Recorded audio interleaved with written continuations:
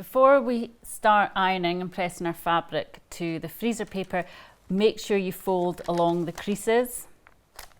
This will make it much easier when you're cutting your seam. Oh, that's a great little tip. So fold your creases. Again, they don't have to be exact because this is improv technically.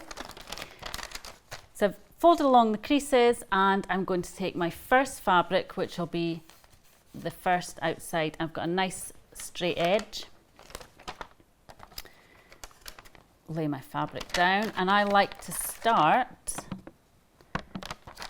by pressing the first triangle, waxy side down. Use your iron with no steam, and I'm just going to press lightly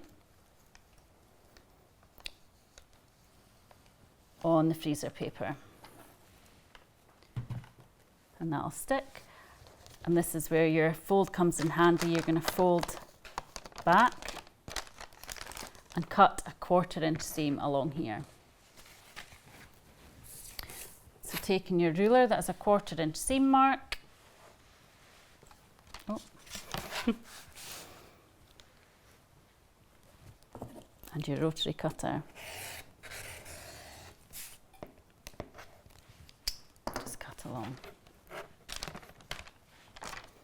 And that's your first piece stuck to your template.